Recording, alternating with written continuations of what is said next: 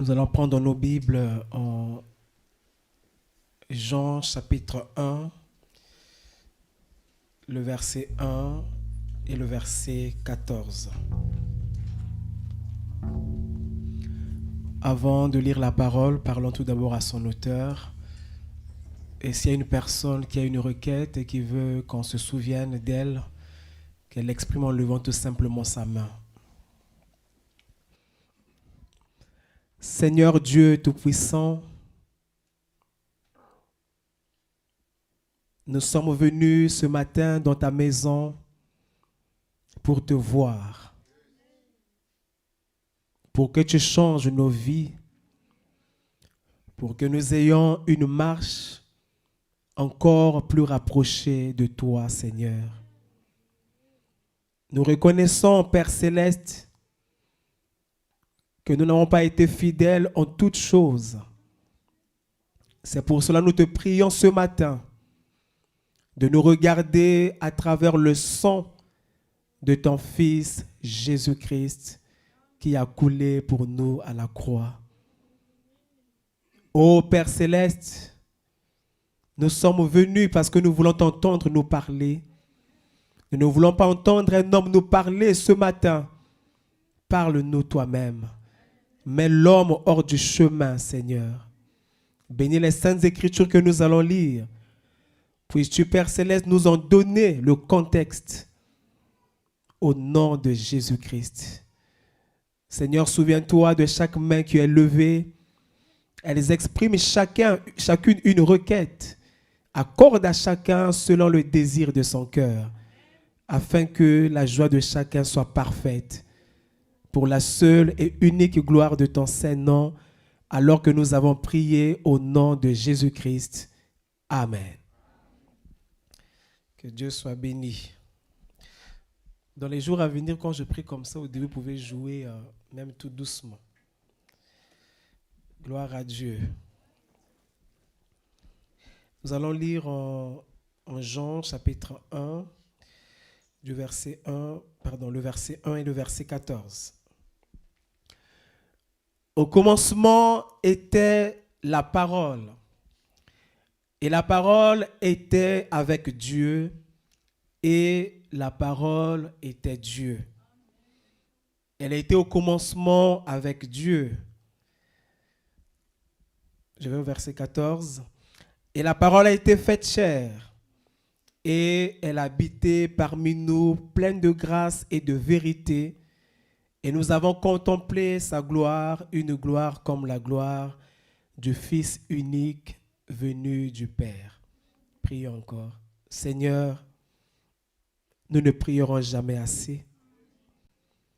Accorde-nous ta grâce, Père. Parle-nous, Seigneur.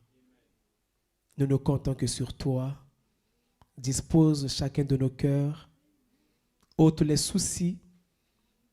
Ôte, Père, toute autre chose qui peut nous empêcher, ô Dieu Tout-Puissant, d'écouter ta parole dans les bonnes conditions. Fortifie chacun, Seigneur, au nom de Jésus-Christ. Amen. Que Dieu soit béni.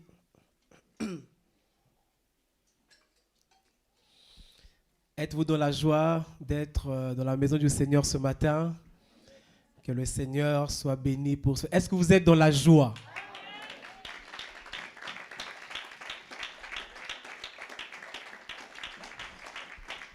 Gloire à Dieu. Merci Seigneur. Je vous salue dans le nom précieux du Seigneur Jésus-Christ et salutations particulières à Agapa au Tabernacle.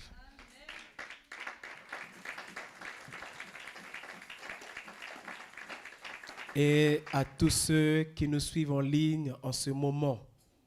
Amen. Nous bénissons vraiment le Seigneur pour Agapa au Tabernacle. Ils sont vraiment particuliers. Est-ce qu'on peut encore bénir le nom du Seigneur pour eux? Gloire à Dieu. Que le nom du Seigneur soit béni. Merci Seigneur. C'est la raison pour laquelle nous faisons le tout possible que la diffusion soit de meilleure qualité pour qu'eux aussi puissent suivre dans les bonnes conditions. Amen. Que le Seigneur soit béni. Alors je vais gagner du temps et que le Seigneur m'aide à ne pas être très lent parce que c'est ma nouvelle manière de fonctionner maintenant. J'essaye d'être le plus court possible.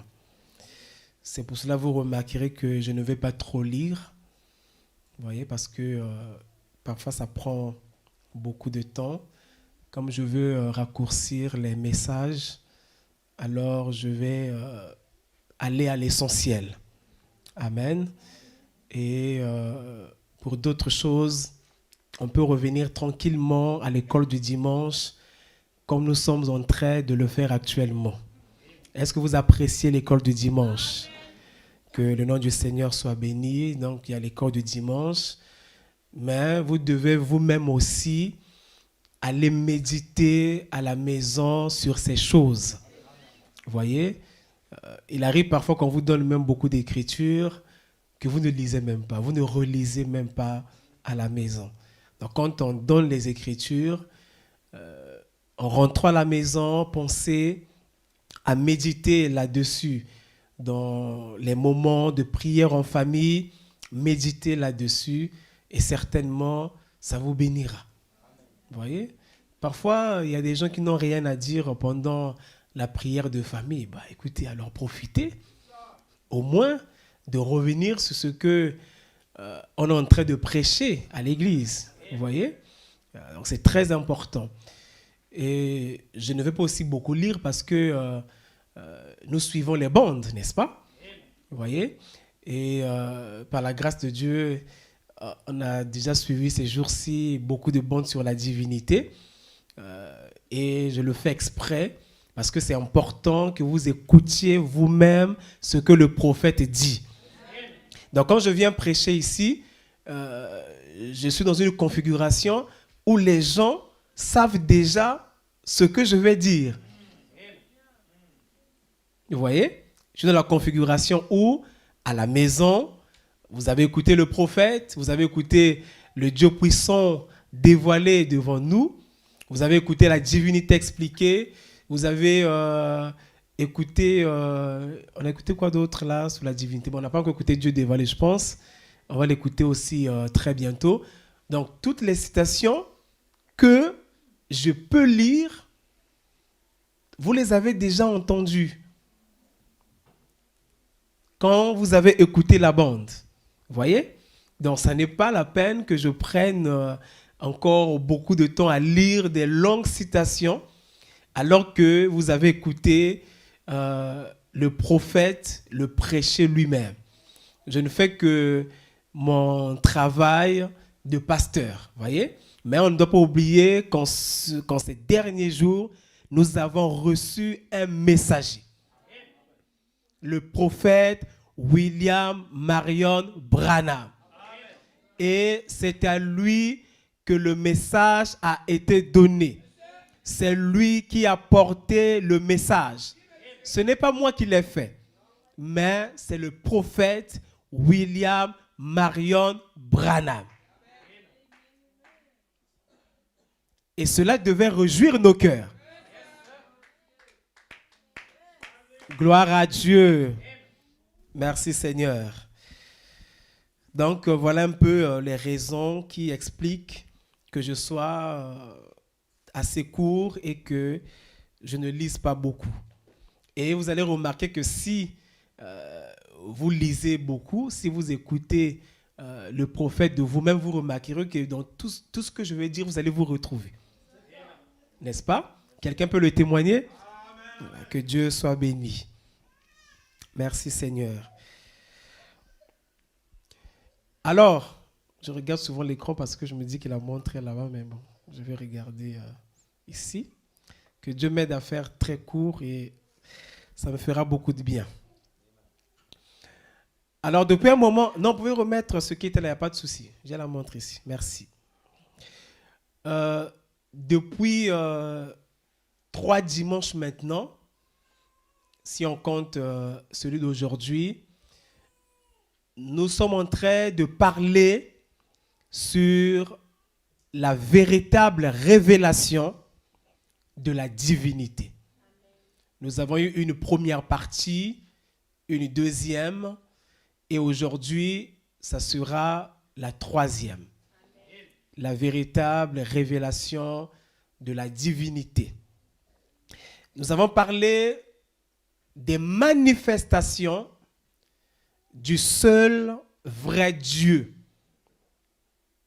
C'est un seul Dieu qui est le vrai Dieu, parce qu'il n'y a pas plusieurs dieux, il n'y a qu'un seul Dieu. Et ce Dieu peut se manifester de plusieurs manières. Il peut prendre plusieurs formes. Il peut prendre plusieurs masques. Ce qu'on appelle un morphée. Mais il ne change jamais sa nature. Il est le même. Il est le même hier, aujourd'hui et éternellement.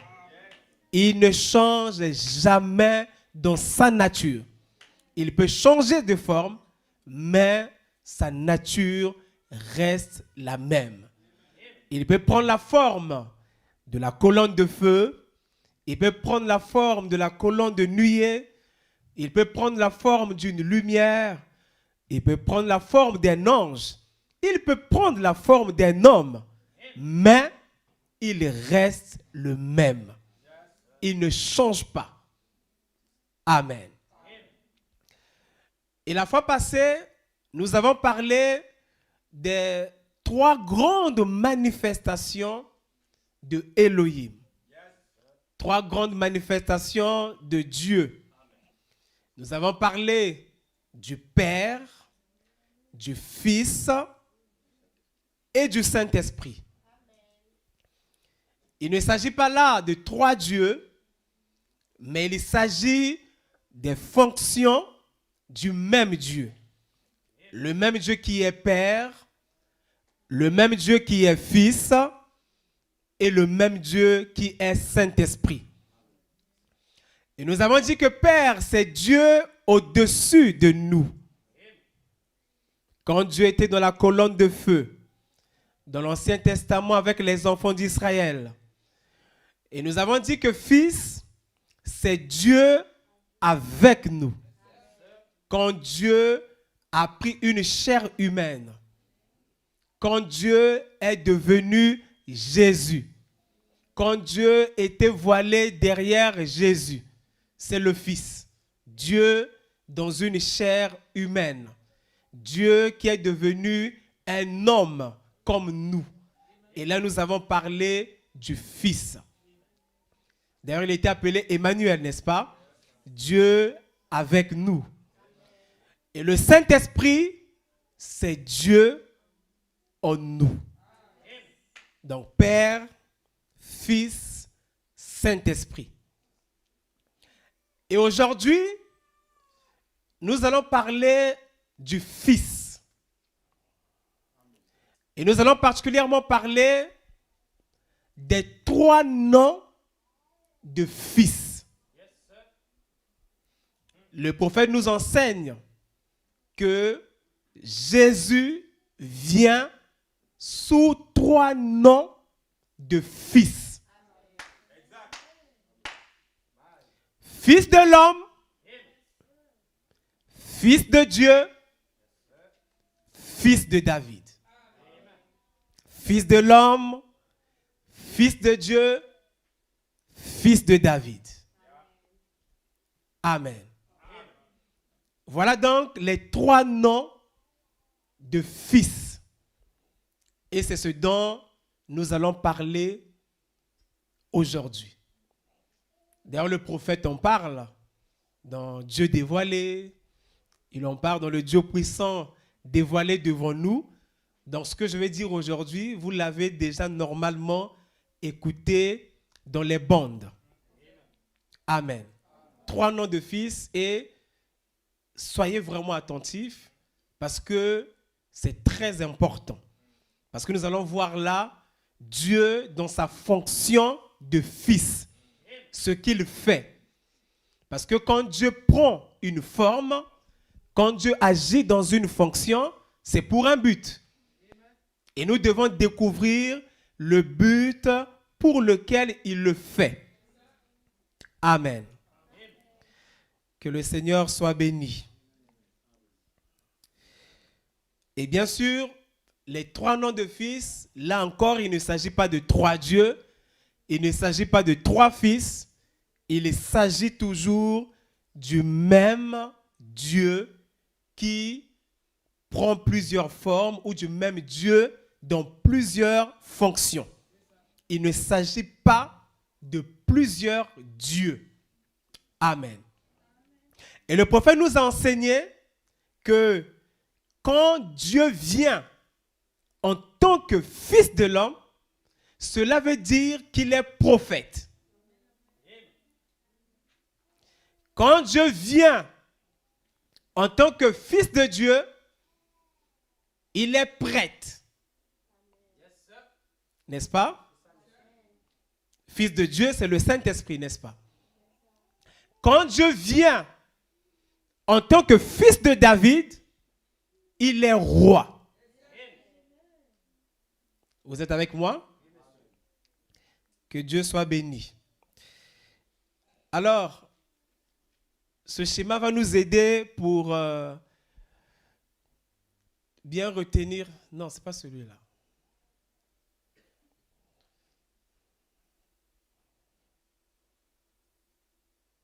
C'est le tout premier, s'il vous plaît. Il faut être attentif, s'il vous plaît. Il faut suivre. Merci. Donc, nous avons dit qu'il vient tout d'abord en tant que fils de l'homme. Il vient en tant que fils de Dieu. Et il vient en tant que fils de David. Quand il vient en tant que fils de l'homme, c'est le ministère prophétique. Quand il vient en tant que fils de Dieu, c'est le ministère du Saint-Esprit. Et quand il vient en tant que fils de David, c'est pour être roi. Et il y a une relation entre les 3 noms de fils et les 3 venues de Jésus-Christ. Parce que Jésus vient 3 fois. Il vient pour la première fois pour racheter son épouse. C'est ce qu'il a fait quand il est mort à la croix du Calvaire. Il vient pour la deuxième fois pour enlever son épouse. C'est ce qui va se passer quand nous serons enlevés, quand nous quitterons cette terre. Et disons-le, les 3 venues dont nous parlons ici sont des venues physiques. La première venue est une venue physique. La deuxième est une venue physique. La troisième est aussi une venue physique.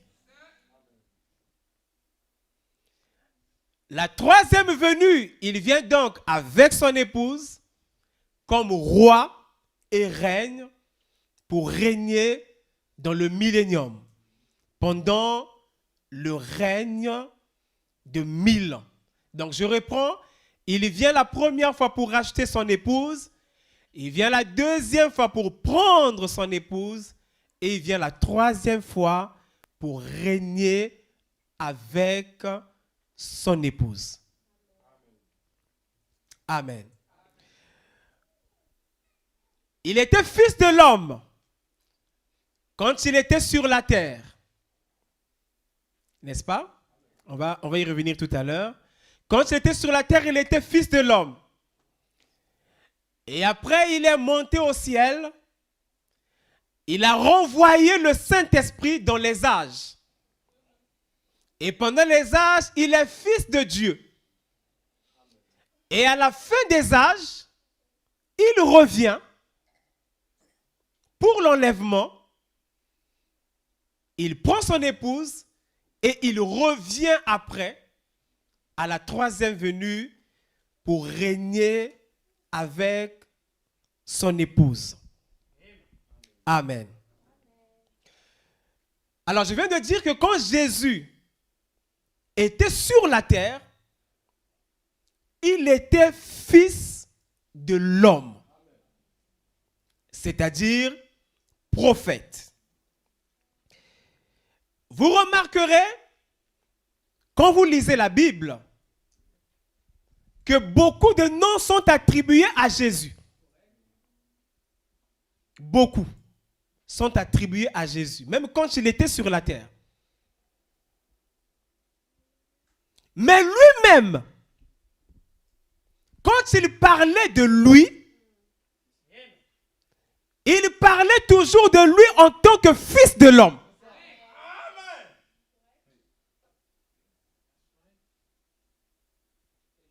Vous le suivez? On pouvait dire qu'il était fils de David. Les gens pouvaient l'appeler fils de David. Les gens pouvaient l'appeler Seigneur. Les gens pouvaient l'appeler fils de Dieu. Mais Jésus, quand il parlait de lui-même, il parlait de lui en tant que fils de l'homme.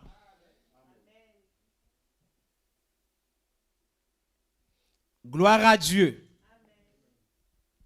Et le fils de l'homme, nous l'avons dit, signifie prophète. En d'autres termes, quand Jésus était sur la terre, il était un prophète.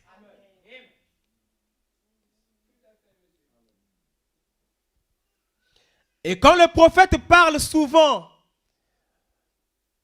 de fils de l'homme comme prophète, il lit Ézéchiel 2:1 que nous allons lire aussi, où il est dit, il me dit, fils de l'homme, tiens-toi sur tes pieds et je te parlerai. Et le prophète dit, voyez, ici Dieu lui-même appelle Ézéchiel, qui était un prophète, fils de l'homme. Donc quand Jésus est venu sur la terre, il était le fils de l'homme. Et remarquez d'ailleurs, quand Moïse parle de Jésus, il parle de lui comme étant le prophète. Il va d'ailleurs dire, en Deutéronome 18:15, l'Éternel, ton Dieu, te suscitera du milieu de toi, d'entre tes frères, un prophète comme moi. Vous l'écouterez. Donc Jésus devait venir selon cette prophétie de Moïse en tant que prophète. Et il était le prophète. Et vous remarquerez d'ailleurs que quand Jésus a fait des miracles, à un certain endroit, le peuple a dit, ah, voici, c'est lui le prophète qui devait venir. Ou quand il parlait que les gens étaient frappés par ce qu'il disait, il est vraiment le prophète qui devait venir. Mais attention, Jésus n'était pas n'importe quel prophète. Parce qu'il y a eu des prophètes avant lui. Mais Jésus était plus qu'un prophète. Il était Dieu. Le Dieu prophète. On ne peut pas comparer Jésus avec Moïse. On ne peut pas comparer Jésus avec Élie. Eux tous étaient une portion de la parole. Mais Jésus était la plénitude de la parole. En Jésus était l'Esprit sans mesure. C'est pour cela que Paul dit dans les Hébreux que Dieu a parlé à nos pères par des prophètes. Mais dans ces derniers jours, Dieu nous a parlé par le Fils. Gloire à Dieu. Jésus n'est pas juste un homme. C'est vrai qu'il était aussi un homme, mais il n'est pas seulement un homme. Il est Dieu. C'est la plénitude de la divinité corporellement. C'est le temple dans lequel Dieu a habité. C'était le temple de Dieu. Alléluia. Gloire à Dieu. Il était le Fils de l'homme.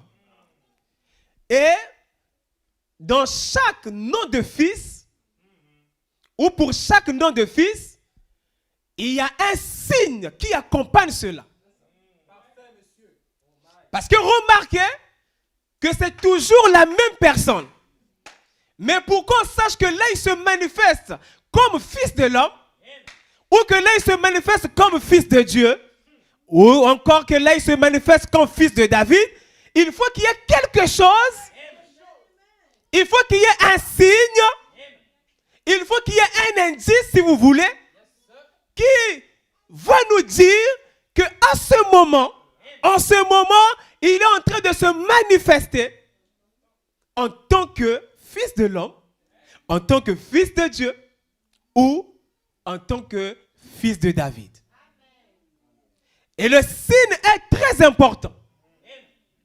Vous savez, l'une des raisons qui a fait que les gens ne puissent pas reconnaître Jésus en son temps, c'est le manque de discernement de ce que Jésus devait faire en ce temps-là. Eux s'attendaient à ce que Jésus manifeste un signe. Mais seulement, ce n'était pas le signe qui devait manifester en ce temps-là. Ils auraient bien voulu que Jésus manifeste le signe du roi, le signe de David. Et le signe de David, c'est qu'il doit prendre le trône. Et ils se disaient, mais comment se fait-il s'il est vraiment ce qu'il dit être, mais il devait prendre le trône. Et comme eux voyaient que Jésus ne prenait pas le trône, qu'il ne manifestait pas le signe de David, ils se sont dit non, certainement, ce n'est pas lui. Comment se fait-il que le Messie est venu, mais nous sommes encore en train de souffrir comme nous le sommes. Nous sommes encore sous la domination.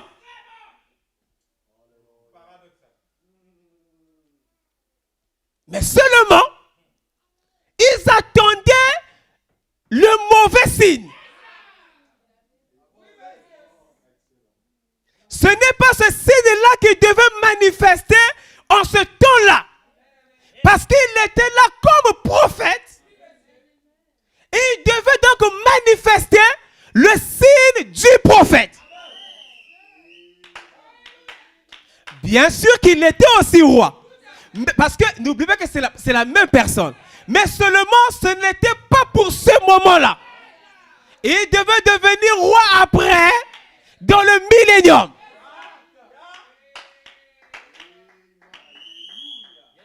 Cette fonction devait se manifester après.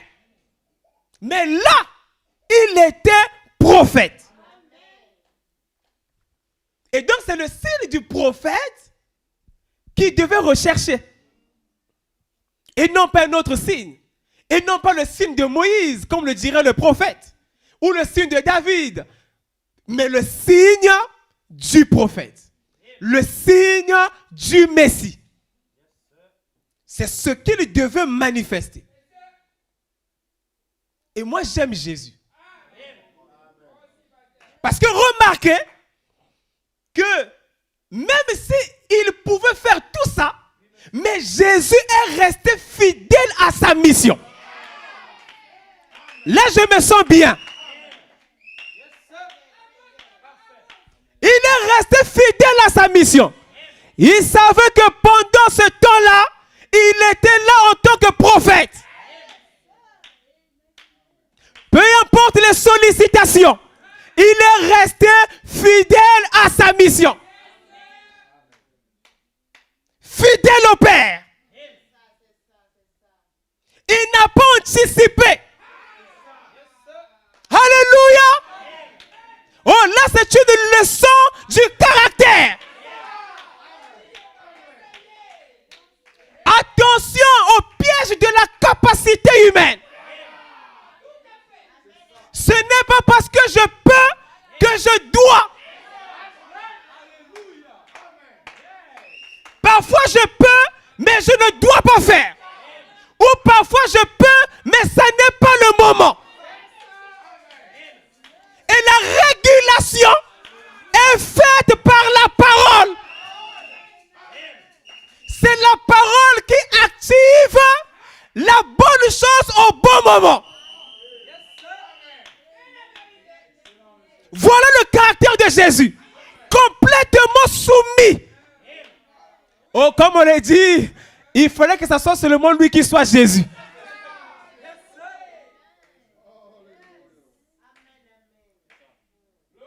Parce que ça aurait été d'autres personnes. Ils auraient anticipé. Mais moi, je n'anticipe pas. Je peux savoir que Dieu a fait de moi quelque chose. Même si vous me titillez, je ne vais pas m'avancer sur ce chemin. Moi, je regarde à Dieu. Seigneur, est-ce le moment ou pas? Si ça n'est pas le moment, je reste dans ma position.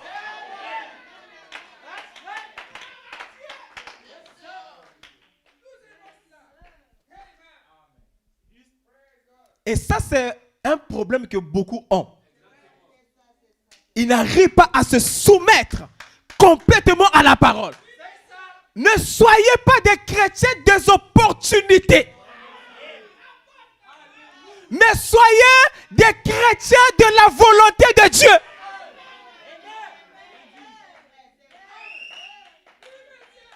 Imaginez par exemple que Dieu vous avait dit que vous serez peut-être prédicateur ou je ne sais quoi. Vous voyez une opportunité se présenter devant vous. Vous interprétez non, certainement, c'est le moment où c'est Dieu. Non, non. Ce n'est pas l'opportunité qui détermine si c'est le moment ou pas. Ce qui détermine si c'est le moment ou pas, c'est Dieu. Et vous remarquerez que beaucoup sont tombés dans le piège. Ils ont accepté l'offre de Satan. Oh, je me sens bien. Vous savez, Satan est malin. Quand il voit quelque chose en toi, il sait que cette chose ne peut pas te quitter. Alors, qu'est-ce qu'il va faire? Au lieu que Dieu te donne, lui te donne. C'est pour cela que quand Satan s'est retrouvé devant Satan, devant Jésus, il lui donne tous les royaumes de ce monde. Jésus dit, ça c'est un piège. Il savait qu'il allait être roi, mais pas avant un certain moment. Parce que quand Satan vous donne, il y a un piège. Satan voulait que Jésus prenne tous ces royaumes. Pourtant l'offre paraît belle, mais il y avait un piège. C'est qu'il allait le prendre sans payer le prix. Oh, s'il prend sans payer le prix, on doit dire que ça ne lui appartient pas. C'est toujours Satan. À Satan. Il y a des gens auxquels Satan a donné des choses. Eux, ils pensent que c'est Dieu. C'est Satan. Et Satan a toujours sa même mise.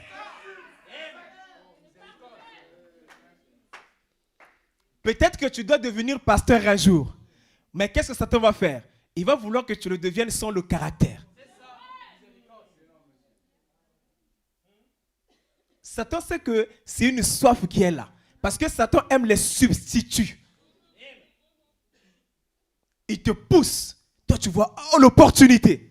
Et tu commences et tu vas remarquer que tout ce que tu fais, ça ne marche jamais. Mais tu es sous l'emprise de Satan. Même ton église là, c'est Satan, c'est un don de Satan. C'est un don de l'enfer. As-tu consulté le Seigneur? Ne soyez pas des chrétiens des opportunités. Soyez des chrétiens soumis à la parole. Une personne qui aime les opportunités, c'est un incroyant. C'est un incrédule. C'est parce qu'en réalité, elle ne croit pas que Dieu peut tenir sa parole. Si Dieu me dit quelque chose, moi je ne crains rien. C'est pour cela que je n'aime pas me battre. Parce que ce que Dieu a fait de moi, que vous ne le vouliez ou pas, ça va se manifester. Gloire à Dieu. Si Dieu a fait de moi un David, je ne tuerai jamais Saoul. Au contraire, je veux qu'il vive. Mais Dieu m'a déjà roi. Je deviendrai roi. Mais je ne veux pas précipiter les choses. Je ne veux même pas tuer Saoul. Non, pour que ça arrive vite. Non. Tout ce temps que je passe en tant que fugitif, il y a quelque chose que Dieu m'enseigne.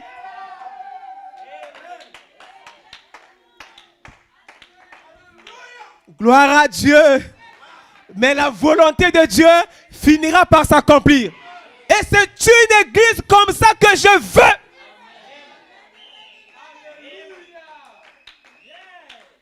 Merci Seigneur. S'attendre au Seigneur. Gloire à Dieu. S'attendre au Seigneur, ce n'est pas une faiblesse. Ne suivez pas le Seigneur, tu dois être courageux. Il ne s'agit pas du courage. Si tu veux être courageux, sois là pour aller chercher du boulot. Mais les choses de Dieu, ce n'est pas le courage.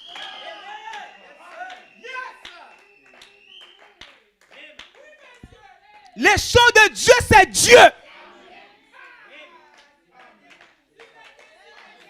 Gloire à Dieu. Oh, merci Seigneur. Il reste dans sa mission. Je suis là en tant que fils de l'homme. Je reste là. Gloire à Dieu. Même si on m'amène ailleurs. Je ne sais pas, tu as peut-être une fonction. Tu es peut-être diacre. On te donne une mission pour aller dans une maison. Et vous savez, comme les gens aiment toujours dérouter les autres, tu dis, ah mais moi je te vois bien pasteur toi. Et toi aussi, ah.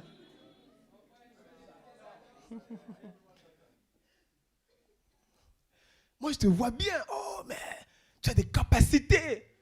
Et toi, oui, ah d'accord. Et à ce moment-là, dans la semence rentre. Et vous allez voir que le diacre est toujours bien avec le frère là. Pourquoi? Parce que le frère là, voilà. Est-ce qu'on t'avait envoyé là-bas pour ça?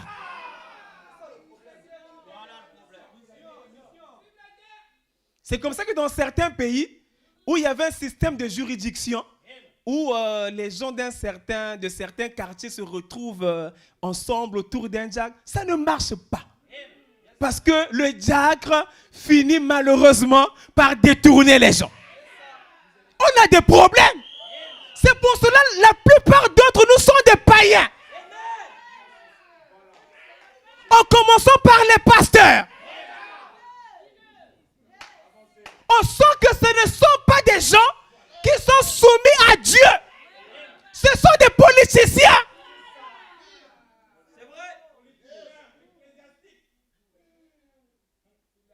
Si on était soumis à Dieu complètement, on aurait certainement moins de problèmes. Mais comme les gens sont tellement dans les intérêts humains, voilà les conséquences. Moi, je ne suis pas dans les intérêts humains. Et que Dieu me garde dans cette attitude.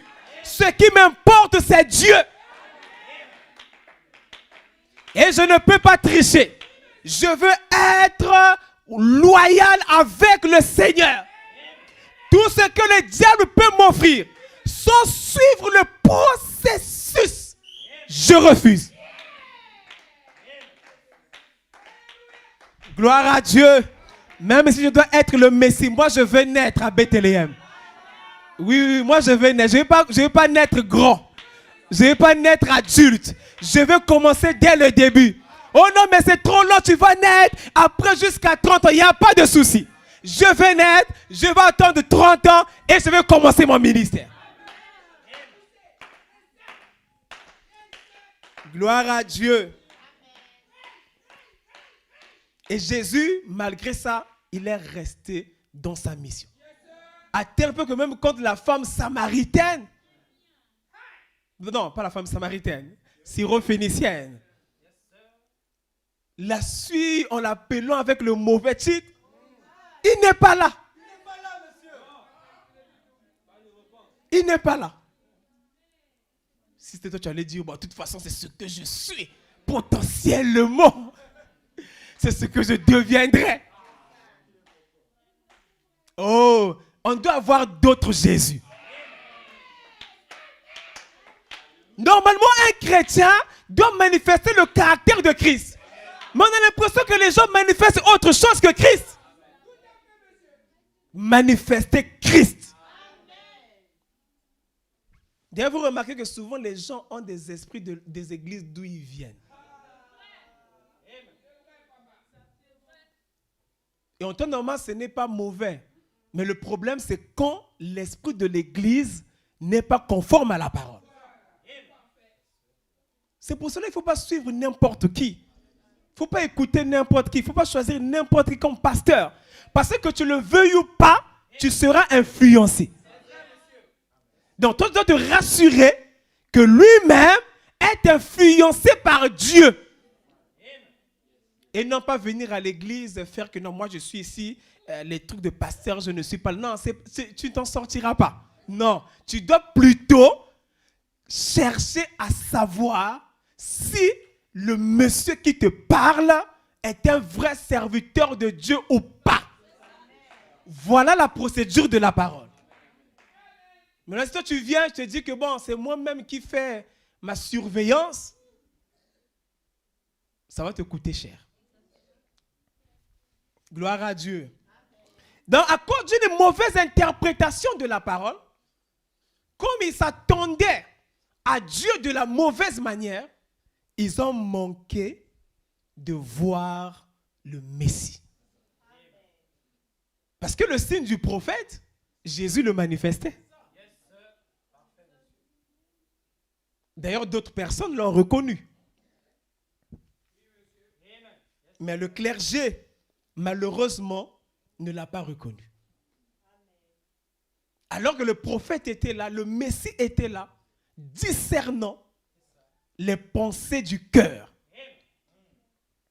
Parce que le prophète, c'est celui à qui la parole vient. Et la parole discerne les cœurs.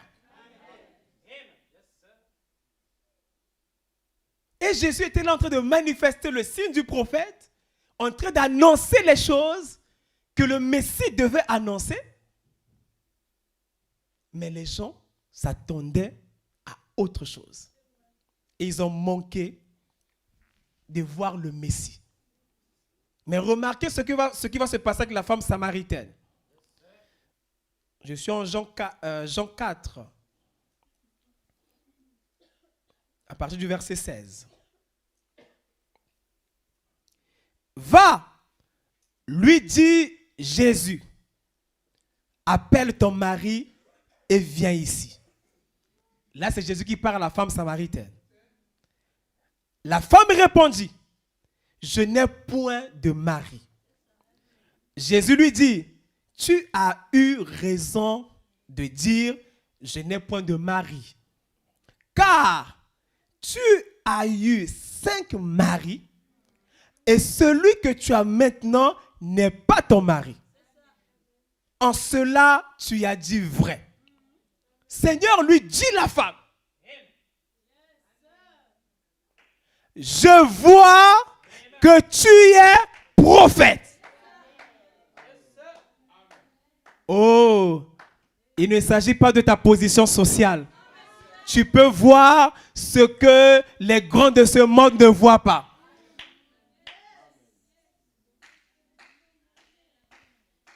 Nos pères ont adoré sur cette montagne. Et vous dites, vous, que le lieu où il faut adorer est à Jérusalem. Femme, lui dit Jésus, crois-moi, l'heure vient où ce ne sera ni sur cette montagne, ni à Jérusalem, que vous adorerez le Père. Vous adorez ce que vous ne connaissez pas. Nous adorons ce que nous connaissons. Car le salut vient des Juifs. Mais l'heure vient, et elle est déjà venue, où les vrais adorateurs adoreront le Père en esprit et en vérité. Car ce sont là les adorateurs que le Père demande. Dieu est esprit.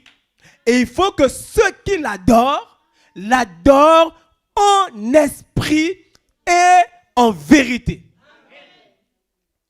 La femme lui dit, je sais que le Messie doit venir. Celui qu'on appelle Christ. Quand il sera venu, il nous annoncera toutes ces choses. Toutes choses. Jésus lui dit, je le suis. Moi qui te parle. Là-dessus arrivèrent ses disciples qui furent étonnés de ce qu'il parlait avec une femme. Bon, vous voyez. Toutefois, aucun ne dit, que demandes-tu ou de quoi parles-tu avec elle?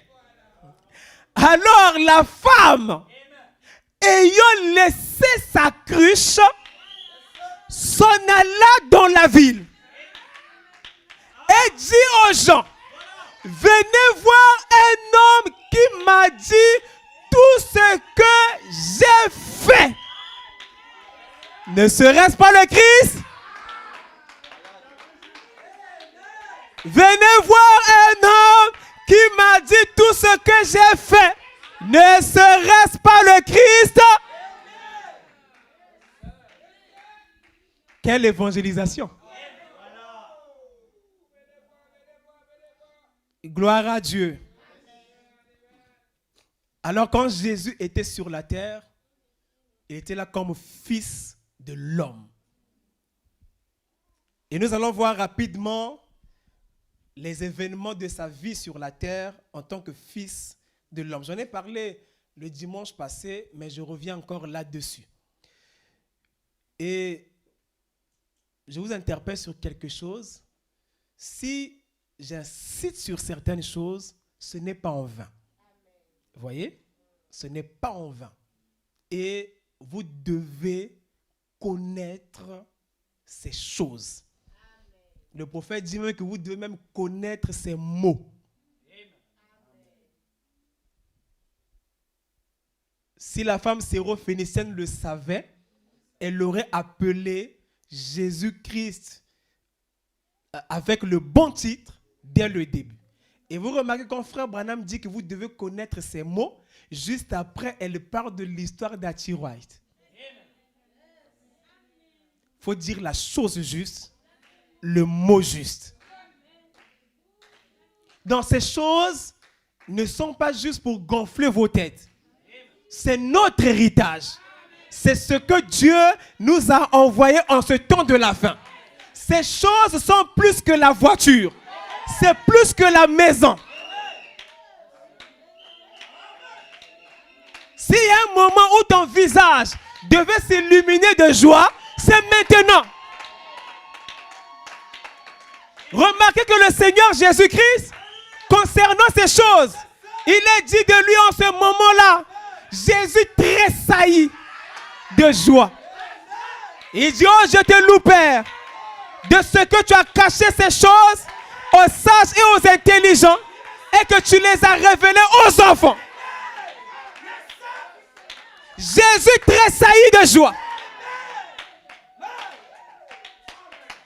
Quand il vous a vu, quand il s'est rendu compte que ces choses qui étaient cachées dès avant la fondation du monde vous sont révélés à vous les humbles.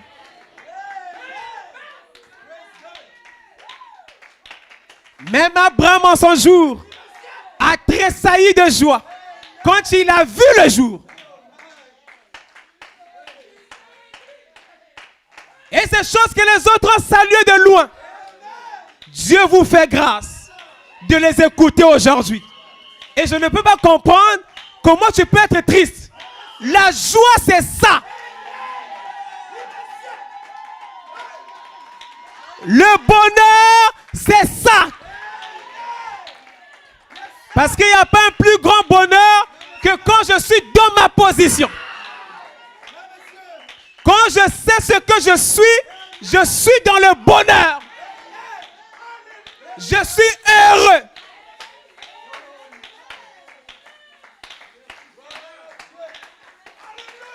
Gloire à Dieu. Le problème avec vous, c'est qu'au lieu d'être heureux, vous voulez avoir heureux. C'est là que ça ne marche pas. Il faut que j'aie ceci. Il faut que non, je suis heureux. Je suis heureux. Quand je suis dans ma position, je suis heureux. Beaucoup parfois cherchent le bonheur en vain. C'est parce qu'ils ne sont pas juste à leur position.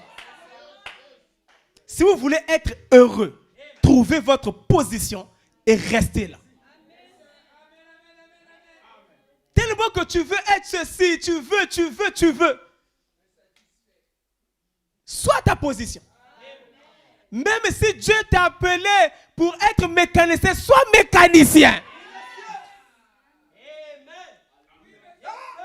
Oh non, mais si je suis mécanicien, que je demande la main à une soeur, elle n'acceptera pas. Mais elle n'a qu'à refuser. Ça veut dire que ce n'est pas elle, ma femme. Parce que je ne veux pas quitter ma position à cause d'une femme.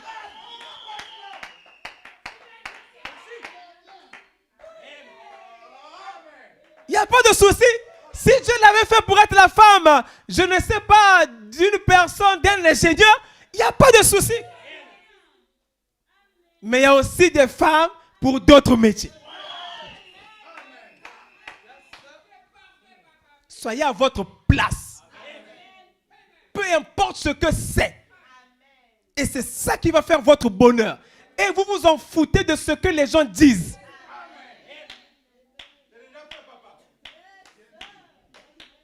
Restez à votre position. C'est même la raison pour laquelle dans les églises, ça ne va pas. Parce que personne ne veut être à sa position.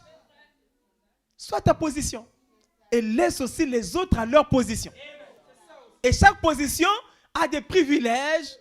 Chaque position a aussi des choses difficiles. C'est comme ça. Toi, Dieu, je ne sais pas, tu as fait quoi ici dans l'église. Reste là. Mais toi, quand tu vois peut-être d'autres frères, oh, comment on les félicite dans ce qu'ils font. Tu vois comment on aime le pasteur, comment... moi aussi. Mais ce n'est pas comme ça. Ça ne marchera pas. Parce que toi, tu peux dire que non, le pasteur, je vois qu'on l'aime beaucoup. Mais je souffre en cachette. Si je vous donne mes problèmes, vous ne pourrez peut-être pas. Donc parfois, tout ce que les gens me font là, c'est juste une manière de Dieu pour équilibrer un peu. Et ça ne doit même pas te déranger. Parce que chacun a sa position. Chacun a sa place. Soyez chrétiens.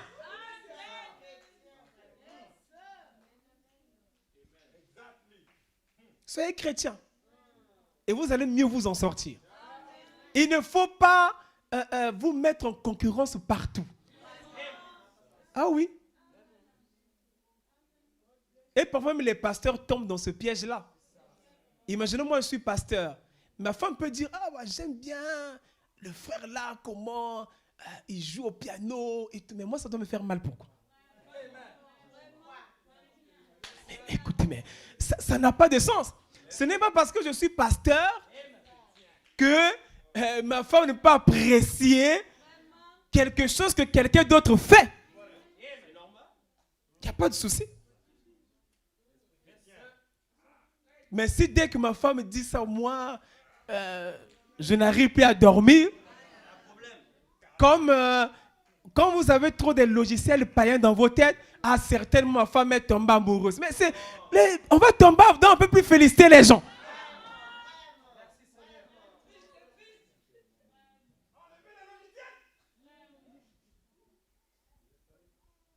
Et vous n'êtes même pas sûr de vous-même.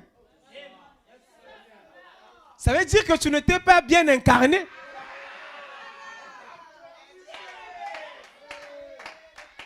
Si ta femme a reçu ta plénitude, ne t'en fais pas.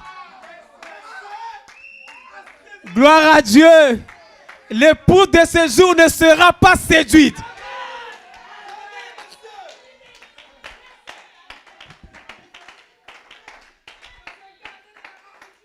Mais ce n'est pas dire qu'on va la laisser avec des païens. Ben non. Non, non, non, pas du tout. On doit veiller. Mais il ne faut pas voir non plus le mal partout. Vous voyez? Bon, c'est pas pourquoi je parle des pasteurs, même si ce n'est pas des pasteurs, mais ce n'est pas grave. C'est important. On se prêche nous-mêmes. Gloire à Dieu. Et c'est comme ça que parfois les femmes de pasteurs se retrouvent stressées, sous pression. C'est parce qu'on se dit, comme elle est femme de pasteur, donc voilà. Mais non. Mais vous savez, quand votre femme est comme ça va finir par retomber sur vous. Parce que le jour qu'elle va se révolter, même ton ministère là, ça ne lui dira plus rien.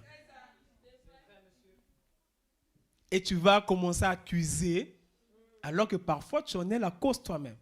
Attends, je n'ai pas dit que toutes les femmes qui agissent mal, c'est leur mari la cause. Hein? Ce n'est pas ce que j'ai dit. Vous voyez? Il faut veiller à ça. Il ne faut pas attendre qu'il y ait un problème. Il faut veiller à toutes ces choses. Gloire à Dieu. Merci Seigneur. Donc je disais que toutes ces choses-là sont importantes. Il faut suivre attentivement tout ce que le Seigneur est en train de nous dire. Et je répète que c'est cela notre joie.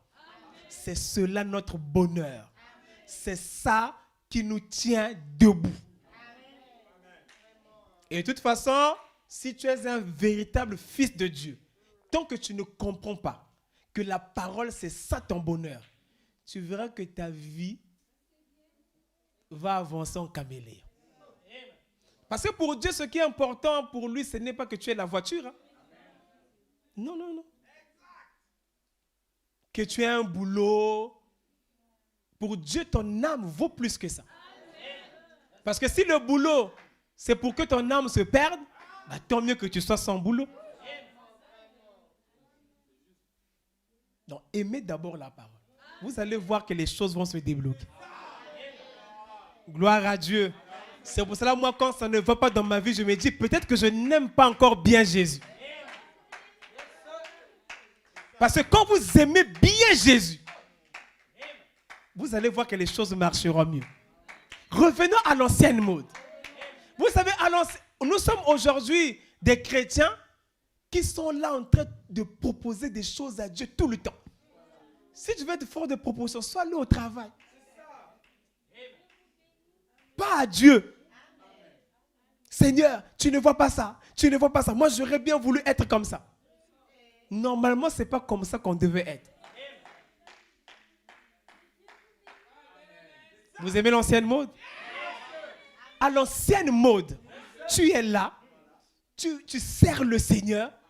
Parfois, ce n'est même pas toi qui penses aux choses. C'est Dieu qui te dit, oh, mais toi là, tu vas te marier quand là?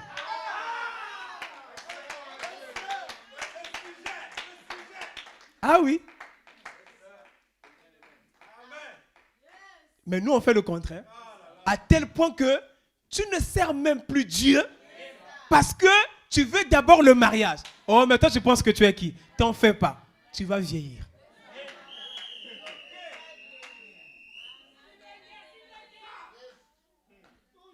Tu veux lancer un défi à Dieu? Non, moi, je sers le Seigneur. Je ne me lasse pas. Si je n'ai pas encore quelque chose, je me dis certainement, ce n'est pas le moment. Je dis, Seigneur, souviens-toi de moi. Quand tu bénis les autres, ne m'oublie pas. Et je ne le fais pas parce que je veux lui forcer la main. Je le fais, c'est parce que c'est lui-même qui m'a demandé de le faire. Et au bon moment, la chose arrivera. Il faut vous attendre à Dieu de la bonne manière. C'est comme ce que je disais au bien-aimé dernièrement. Je vois trop les gens qui disent, pasteur, je veux connaître ma position. Je veux savoir qu'est-ce que je dois faire. La plupart de ces gens-là, vous allez voir qu'ils ne connaîtront jamais leur position.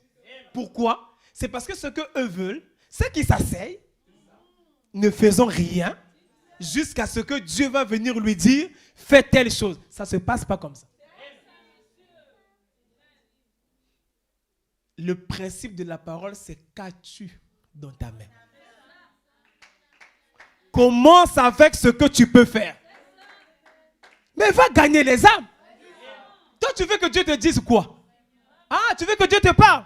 Mais Jésus a déjà parlé en Matthieu 28. Allez partout. Ça, c'est pas Dieu qui a parlé? Mais pourquoi tu ne commences pas par ça? Commence par ça.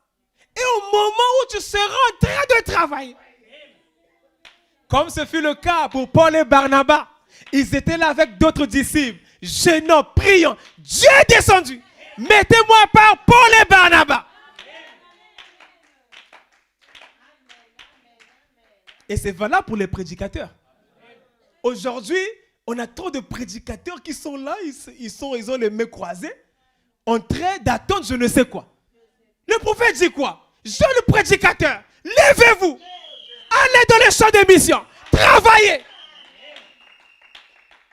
Toi, tu es là assis, tu attends que Dieu vienne te dire, toi, tu es apôtre. Hey! Tu vas passer le tronc commun. Il est tellement paresseux, il veut que Dieu vienne lui dire que tu es docteur ou tu es pasteur. Comme ça, il va se dire, voilà, moi je n'ai pas les gagner des âmes, ça c'est pour les évangiles. Tu vas gagner les âmes. Tu ne commences pas par là, tu ne prêcheras pas ici. Parce que si tu n'as pas le poids des âmes, mais que vas-tu être? Moi je n'ai pas le ministère d'évangéliste. Moi Dieu m'a appelé pour être pasteur. Mais je suis passé par la rue. Et j'ai passé toute ma vie à ça, dans ça. Parce que quand tu as un ministère, ça brûle. À l'ancienne mode, c'est ça. À l'ancienne mode, c'est même pas toi qui viens voir le pasteur. Non, pasteur, moi j'ai... Non. À l'ancienne mode, c'est ton témoignage qui parle. Vous voyez le frère là, oh, il a mis des âmes, on le voit, il brûle. Vous savez, moi, je l'ai témoigné aux gens hier. Moi, je n'ai jamais prêché dans une église jusqu'à ce que je vienne en France. J'ai toujours prêché dans les églises que j'ai commencé moi-même. Jamais. Même dans l'église où j'étais, je n'ai jamais prêché. Et j'ai fait le tout possible que ça n'arrive jamais. Même pas à l'école du dimanche. Parfois, on avait des prédications comme ça à l'école du dimanche. Quand c'était mon tour, je ne viens pas. Mais on me voit juste dans la rue. Voilà. Mais nous, on ne veut pas travailler. Vous savez, quand vous faites c'est beau quand tu travailles pour le Seigneur et que les gens n'ont même rien à dire. Et vous savez, il ne faut pas avoir des ministères où on ne sait pas trop. Il y a des gens, même si tu ne l'aimes pas, tu sais au fond de ton cœur qu'il est appelé de Dieu. Parce que les témoignages sont là.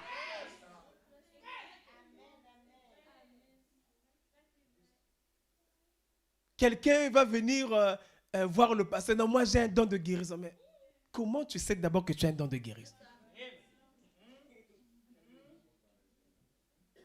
Mais comment on va savoir qu'il y a un don? C'est les œuvres. Le frère là, peut-être que nous tous on peut prier, mais lui quand il prie, c'est comme si... Ça ne veut pas dire que les autres ne sont pas des chrétiens. Non, c'est un don. Lui quand il touche là, non, le frère là, il a quelque chose. Il y a peut-être un cas, les gens sont passés par là, ils ont fait, mais lui il arrive débloqué. Est-ce que là on a encore besoin même de parler? Pas du tout. Parce que ça se voit. C'est un don. Et quand tu as un don, Dieu va créer des circonstances pour qu'il se manifeste. Pas des circonstances du désordre, hein? Des circonstances dans l'ordre. Dieu va faire en sorte que peut-être que je te retrouve avec des malades et tout. Les gens vont venir ici. Ah frère, tu es venu ici comment? Non, j'avais rencontré votre frère là. Ah, il a prié pour moi. La maladie est partie. Ah, demain, une autre personne. Après demain, une autre. Ah, non, il y a quelque chose là. Et là, on prend le frère quand il y a des cas. Frère, prie là-bas. Oui, parce que c'est comme ça, c'est le don. Ça ne veut pas dire qu'il est plus grand que les autres, mais c'est son don. Donc même le pasteur peut l'appeler, dire frère, toi, va prier là-bas. Mais s'il pense qu'il devient plus que le pasteur, on comprend que vous savez, un don, quand il ne fonctionne pas selon la parole, on le met de côté.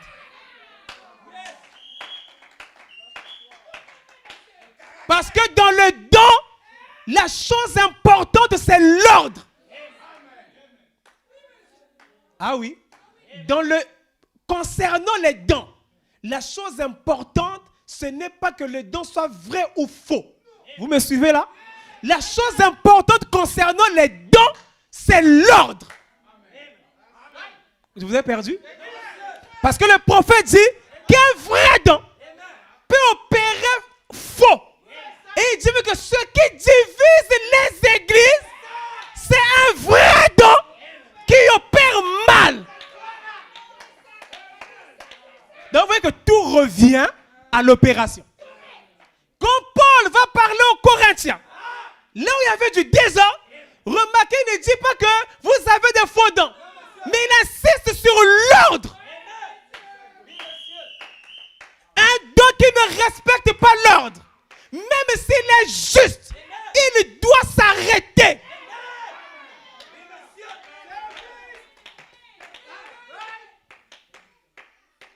Jusqu'à ce que il apprendra l'ordre. C'est l'ordre. Il doit savoir que pendant que le pasteur prêche, il doit pas y avoir de message. Mais comme nous ne sommes pas des légalistes, est-ce qu'on peut monter plus haut? Il peut aussi avoir un message pendant que le pasteur prêche.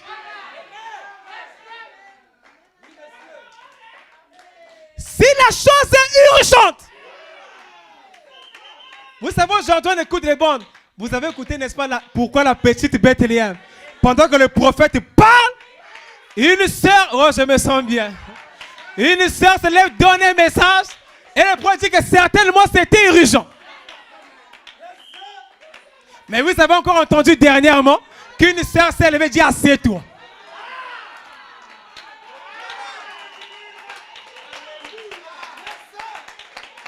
C'est pour cela que le pasteur aussi doit être connecté au réseau. Parce que quand le pasteur est un rêveur, Satan peut jouer dans l'église. Gloire à Dieu. Parce qu'imaginons qu'il y a une bombe qui va tomber ici. Dieu va attendre la fin de la prédiction pour parler.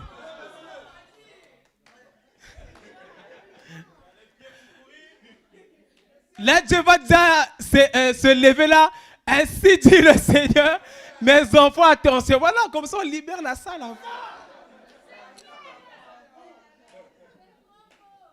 Gloire à Dieu. Oh, c'est merveilleux, n'est-ce pas? On doit être équilibré.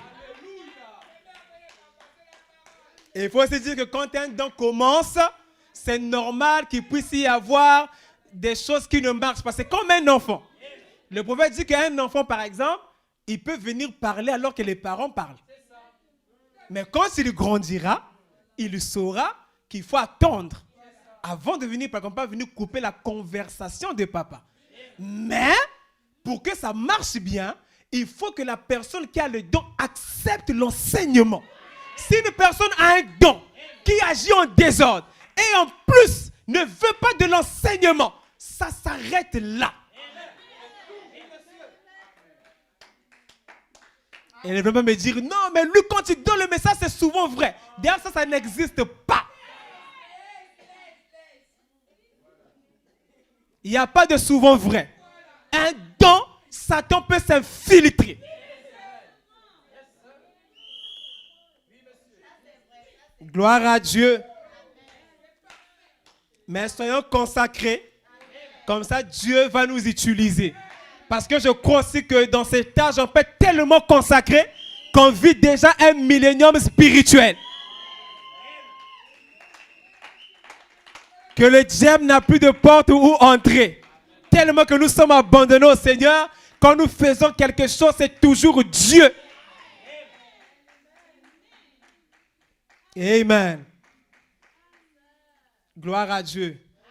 Oh, parlons de Jésus.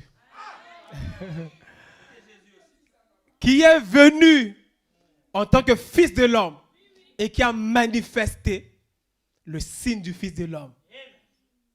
Il discernait les pensées des cœurs. Il a annoncé la parole, il a annoncé le message du Père. Et je voulais revenir quelques instants sur son ministère, les événements très importants. Quand il est venu en tant que fils de l'homme, et vous avez même les Écritures là, voilà, comme ça vous avez de quoi méditer. On pourrait même vous envoyer ça, comme ça vous ne vous... Gloire à Dieu. Comme ça il n'y aura pas de téléphone. Parfait, monsieur. Amen. D'ailleurs, soit dit en passant, prochainement, quand il y aura des mariages, personne ne filme. Et vous dites ça déjà à vos familles, hein? Parce que quand ils vont venir, on leur dira qu'on ne filme pas. S'ils veulent, ils suivent sur YouTube, ou on va prendre les photos, on les envoie.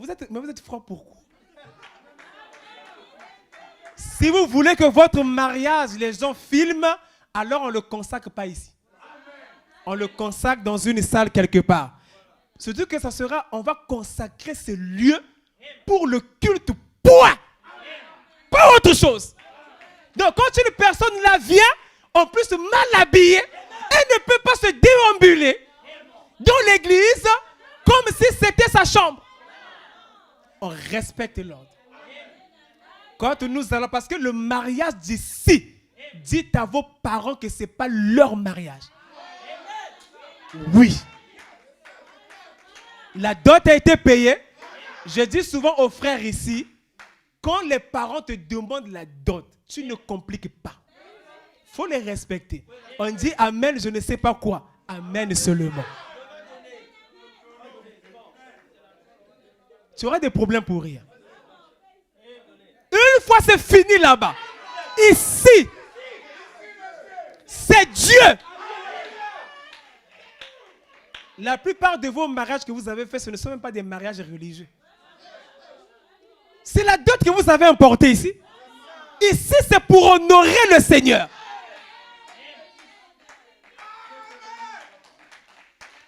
Si vous prenez les filles d'honneur de votre famille qui ne sont pas chrétiennes, habillement de rigueur, je vous le dis sincèrement, si elles sont mal habillées, elles ne vont pas danser ici. Vous avez entendu, hein? Je le dis, elles n'entreront pas. Oui, c'est la maison du Seigneur. Tout comme nous ne sommes pas allés faire la pagaille chez les parents. Gloire à Dieu. Donc il faut qu'ils sachent que le mariage ici, c'est pour honorer Jésus.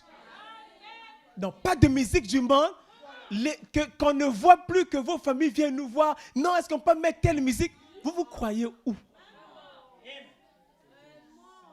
Nous sommes à l'église ici. Gloire à Dieu. Et tout doit rester ça. Les musiques, je ne sais pas quoi là, oubliez ça. Ici, ça sera la marche nuptiale. Aujourd'hui, demain, après-demain, après-demain. Marche nuptiale. Pas les trucs dans une langue qu'on ne maîtrise même pas. Et on va mettre ça ici. Jamais. Marche nuptiale. Oui, nous sommes une église, on doit avoir des principes. Je répète, ça sera marche nuptiale. Marche nuptiale. Marche nuptiale. Tu le fais pour Dieu, n'est-ce pas? Mais respecte les exigences de Dieu. On n'importe rien d'autre. Et robe de mariée aussi. Pas des maîtres dehors, des saints dehors, pas ça. Attends, quand tu te maries, tu vas aller faire ça à la maison. Et si tu t'habilles correctement, tout doit être couvert.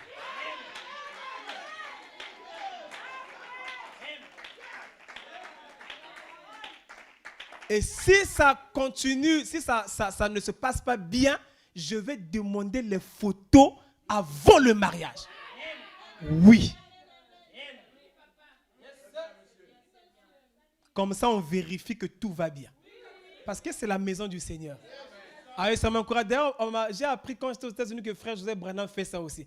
Quand j'ai entendu dire merci Seigneur.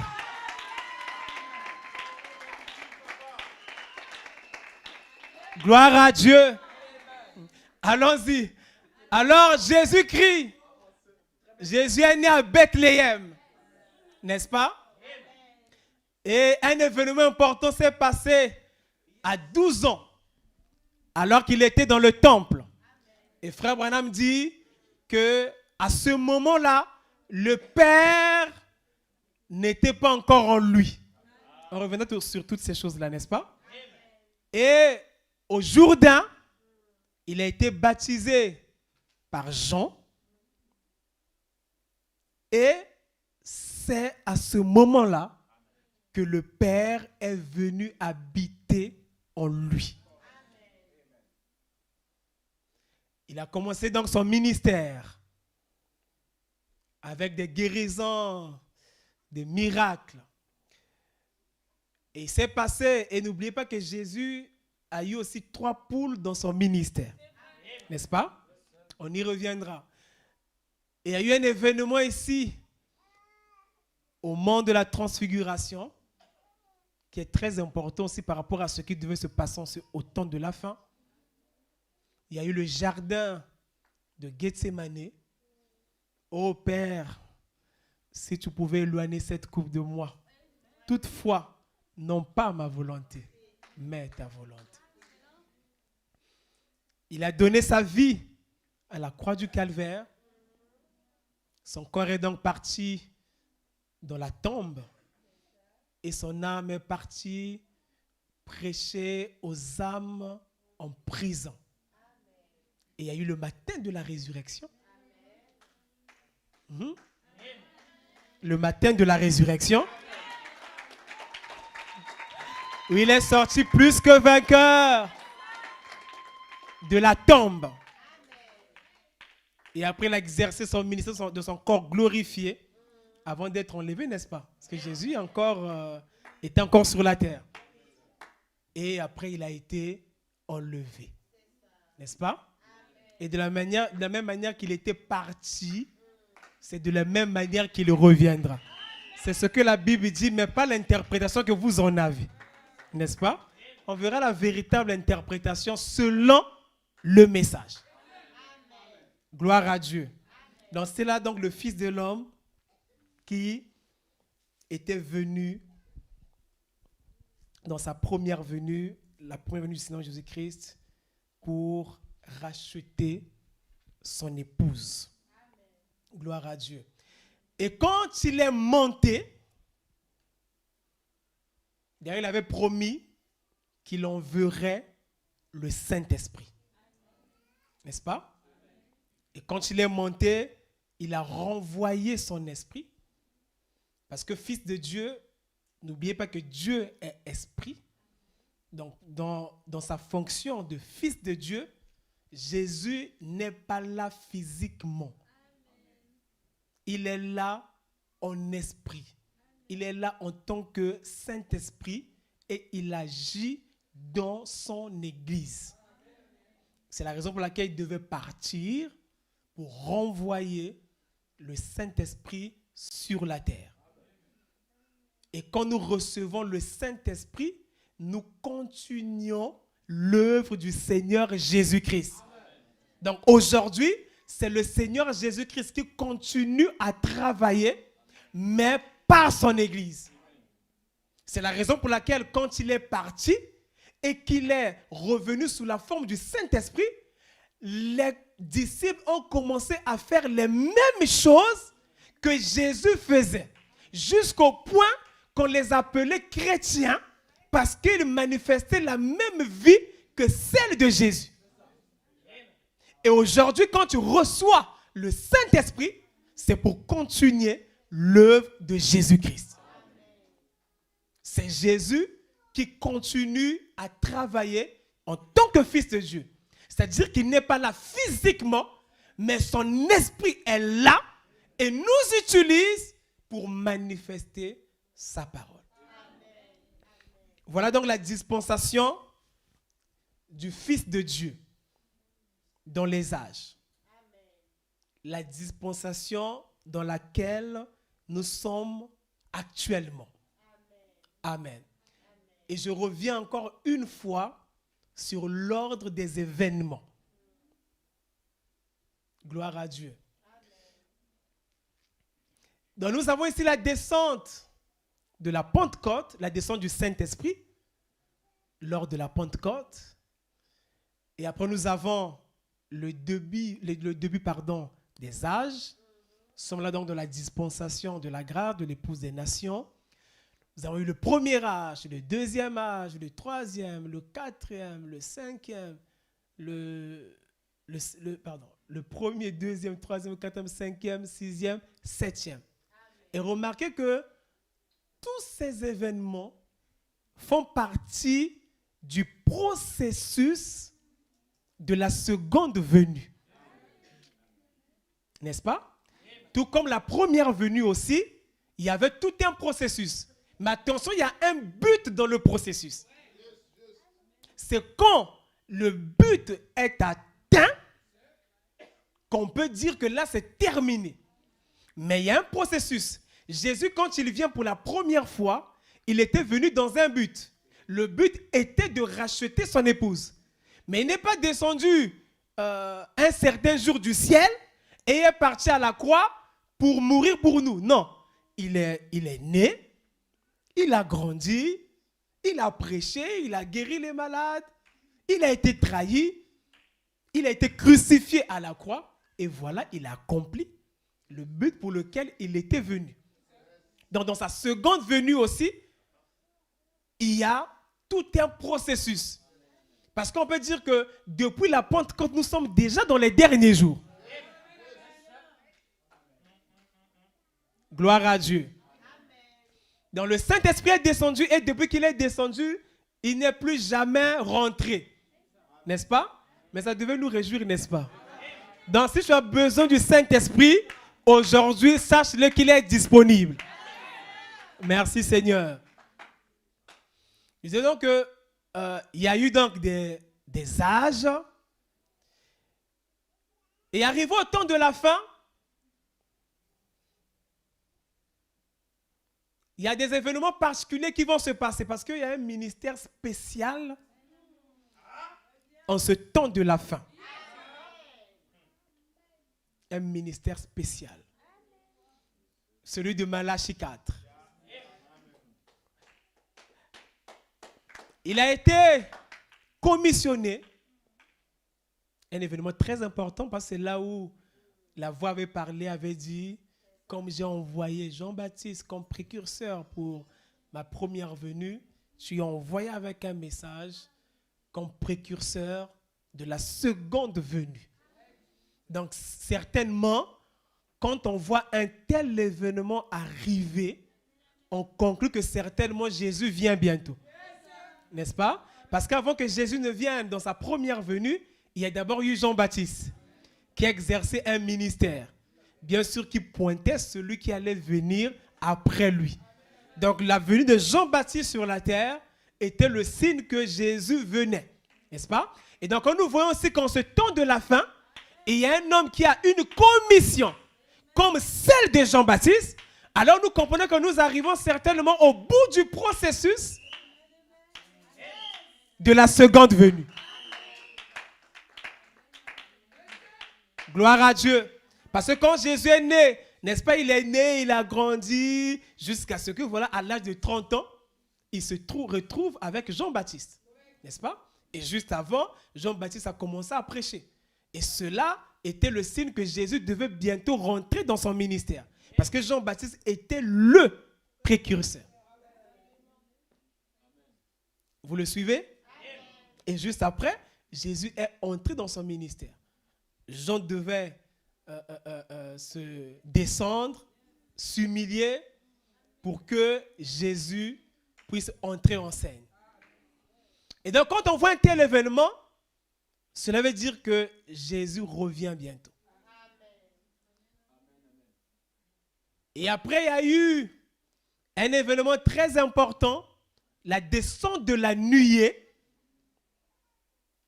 sur la montagne du soleil couchant, qui n'est pas l'achèvement de la seconde venue. Ça fait partie du processus et c'est un élément important dans le processus, mais ce n'est pas ça la seconde venue physique de Jésus-Christ. Ça, c'est l'apparition, pas la venue. On peut dire que c'est une venue dans le sens que c'est Jésus-Christ, oui, mais pas dans le sens de la seconde venue. Dans la seconde venue, Jésus revient physiquement. Mais attention, il ne met pas ses pieds sur la terre.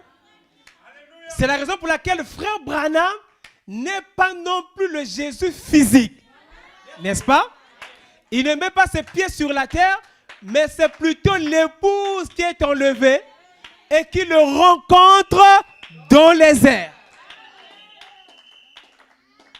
Et ça sera simultané avec l'enlèvement.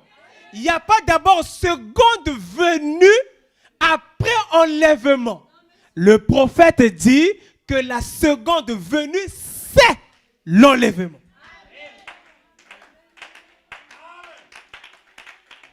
Donc quand il vient physiquement, nous sommes enlevés. Donc si vous entendez qu'il y a un Jésus physique sur la terre, qu'il soit au Cameroun, en Côte d'Ivoire, c'est un menteur.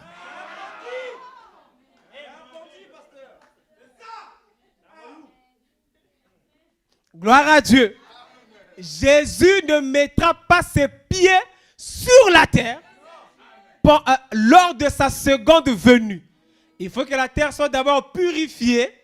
C'est à ce moment-là qu'il revient avec son épouse, donc vous, nous, n'est-ce pas? Ah, ça c'est merveilleux. Et c'est ainsi que nous revenons sur la terre. Ça sera donc l'enlèvement physique et les gens vont disparaître. D'accord? Est-ce que nous sommes ensemble? Enoch a disparu. Élie a disparu. Nous sommes toujours ensemble. Jésus-Christ a disparu. Il n'y a pas de raison qu'aujourd'hui ça soit autrement. Nous quitterons cette terre.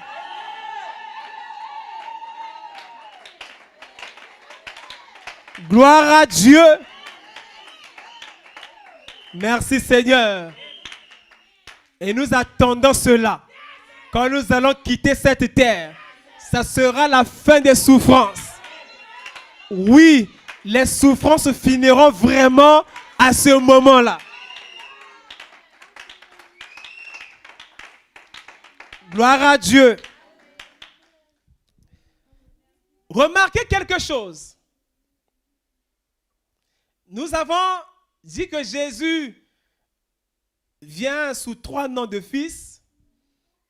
Fils de l'homme, fils de Dieu, et après, fils de David. Mais remarquez qu'avant que Jésus ne se manifeste en tant que fils de David, donc entre fils de Dieu et fils de David, Jésus va encore se manifester en tant que fils de l'homme.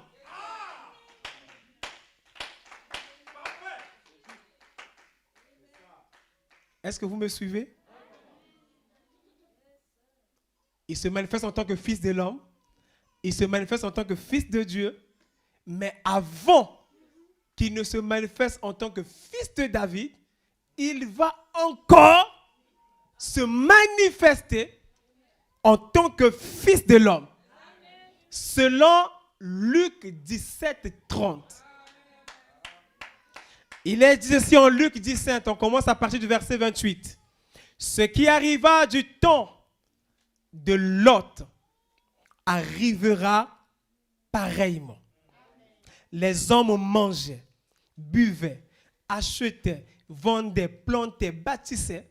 Mais le jour où Lot sortit de Sodome, une pluie de feu et de soufre tomba du ciel et les fit tous périr. Et Jésus dit, il en sera de même le jour où le Fils de l'homme paraîtra. Il en sera de même où le Fils de l'homme se révélera. Donc, Jésus nous donne même l'indice. Donc, au jour où le Fils de l'homme se révélera, le monde sera dans le même état dans lequel Sodome s'était retrouvé quand Dieu était descendu dans une chair humaine au temps d'Abraham.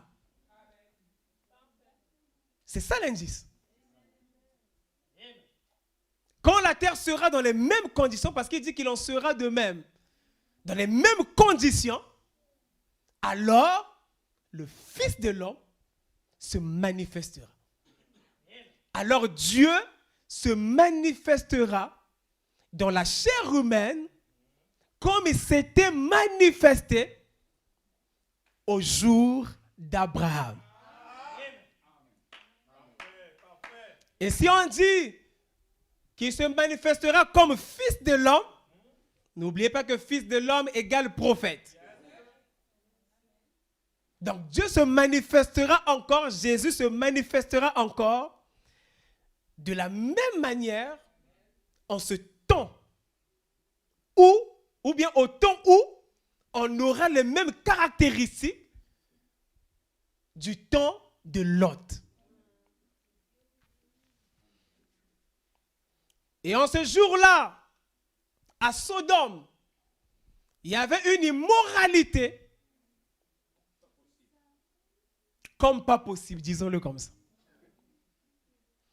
Particulièrement avec l'homosexualité.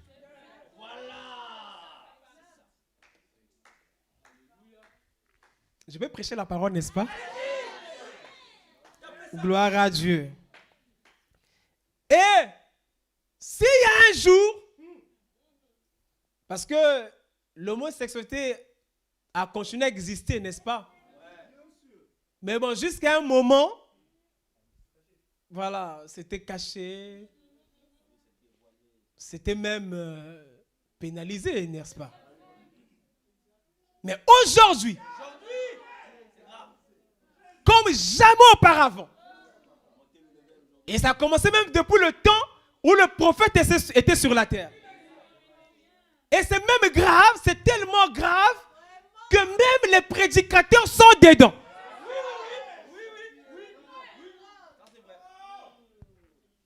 Donc là, on comprend que ça atteint un niveau pas possible. Et d'ailleurs, aujourd'hui, vous entendez dans les infos, aux infos, que même les prêtres,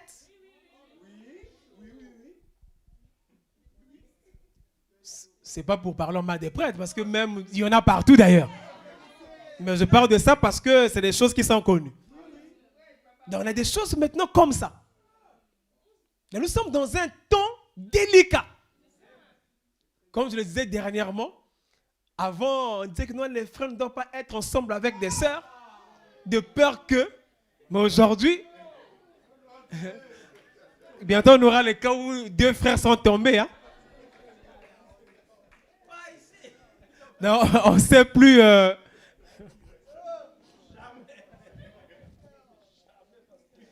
Gloire à Dieu.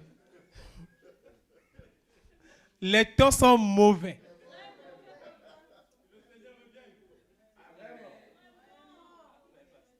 Et Jésus nous a dit, de toute façon on reviendra sur ça parce qu'on n'a plus assez de temps. Bon, déjà ce n'est pas le thème aujourd'hui. Et Jésus a dit que quand on verra ça, le Fils de l'homme paraîtra. Le Fils de l'homme se révélera. Donc Dieu va encore manifester le signe du prophète comme il avait fait à Abraham. Et gloire à Dieu, il y a la semence royale d'Abraham sur la terre aujourd'hui. Parce que si nous sommes en Christ, nous sommes de la semence royale d'Abraham.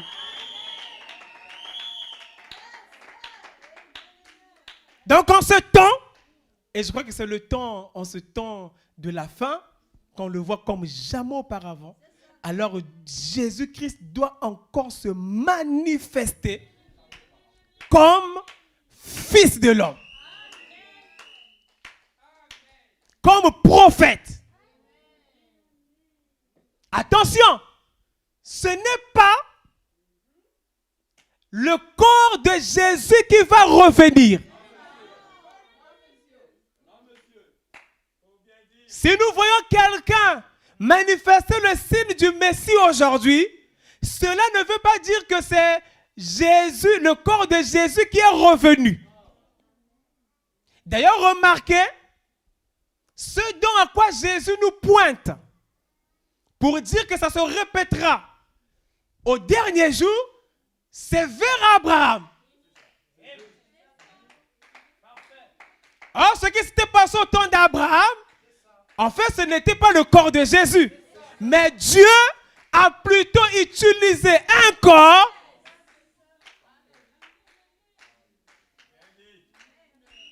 Je peux prêcher la parole, n'est-ce pas? Vous savez, quand on prêche, il faut avoir peur.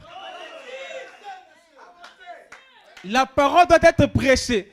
Il ne faut pas avoir peur de ce que vous avez entendu avant. Il ne faut pas avoir peur, non, mais on est en train d'aller où? On va dans la parole. Et ce sont les vérités de la parole, elles doivent être prêchées. Gloire à Dieu.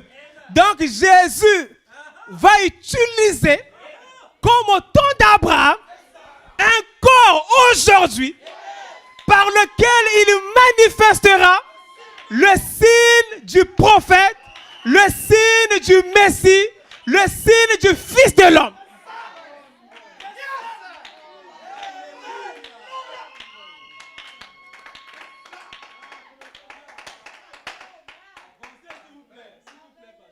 Et comme Dieu fait tout par la parole,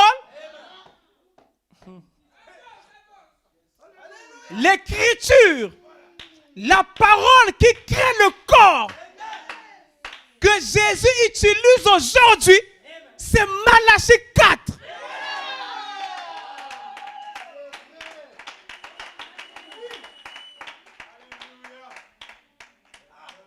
Ah, ils sont toujours ensemble. Malachie 4, c'est le corps,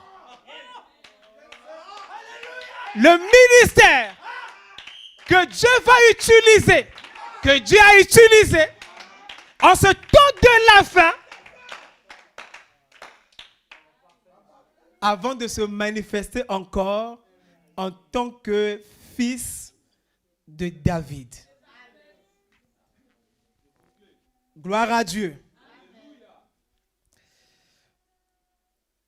Écoutez ceci attentivement. Nous avons dit tout à l'heure que nous sommes en train d'attendre la venue du Seigneur. N'est-ce pas? Nous attendons que Jésus-Christ revienne. Et vous savez que Jésus-Christ, c'est le véritable Isaac. Donc, comme Abraham, nous qui sommes de sa semence, nous sommes en train d'attendre le Fils promis. Le Fils promis qui est le Seigneur Jésus-Christ, qui doit revenir. Remarquez une chose. Pendant qu'Abraham attendait le Fils promis, il a eu beaucoup d'expériences avec Dieu. Il a eu diverses expériences avec Dieu. Dieu s'est manifesté à lui de plusieurs manières. Il a entendu des voix, il a vu ceci, il a vu cela. Mais, juste avant que le Fils promis, que le Fils Isaac n'arrive, Dieu s'est manifesté à Abraham dans une chair humaine et a discerné les pensées de Sarah qui était dans la tente.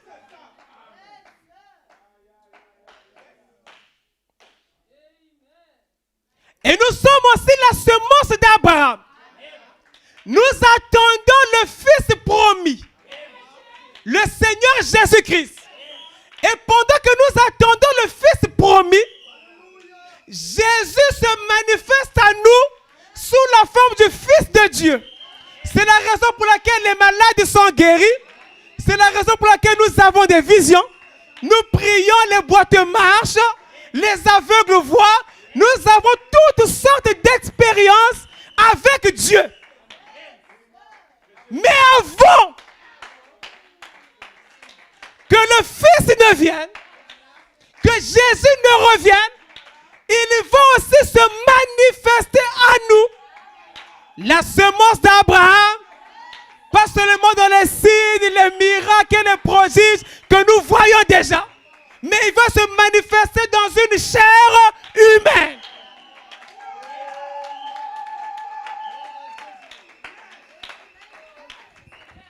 Gloire à Dieu. Et c'est ce qu'il a fait. Il a utilisé la chair humaine de son prophète en ce temps de la fin. William Marion Branham, le prophète de Malachie 4, et a manifesté le signe du prophète en ce temps de la fin. Et remarquez, frère Branham va dire qu'il n'est pas le Fils de l'homme. Donc je ne suis pas en train de dire que le prophète William Branham est le Fils de l'homme. On lui a posé la question, il a dit non. Il dit qu'il est un Fils de l'homme. Donc c'est Jésus-Christ qui se manifeste à travers un Fils de l'homme qui est un prophète.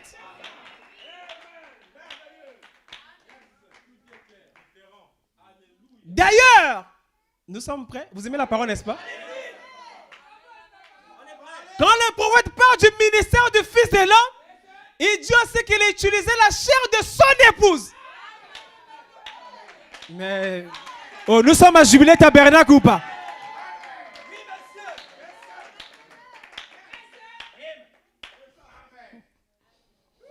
Gloire à Dieu. Donc ce n'est pas lui le Fils de l'homme, ça ne fait pas de lui Dieu, mais c'est un corps que Dieu a utilisé parce qu'il ne peut pas le faire lui-même. N'est-ce pas? Parce qu'il ne mettra pas ses pieds sur la terre avant que la terre soit nettoyée. Il reviendra ainsi dans le millénium, n'est-ce pas? Mais avant, il doit se manifester en tant que fils de l'homme. Et alors, il prend un corps, comme il l'a fait au jour d'Abraham, et il fait la même chose aujourd'hui. Vous l'avez d'ailleurs expérimenté lors de la bande du mercredi. Oh, mais comment c'était merveilleux!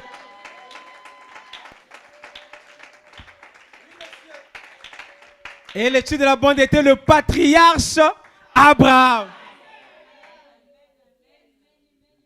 Gloire à Dieu. Vous avez vu comment Dieu a utilisé le prophète dans le discernement. Et même quand il prêche le procès, alors qu'il parle de la manifestation de Luc 17, 30, pour défendre la cause de Jésus-Christ, à l'instant même, il rentre déjà dans le discernement. Est-ce qu'on peut être plus aveugle jusqu'au point de ne pas voir que c'est Jésus-Christ qui se manifeste là?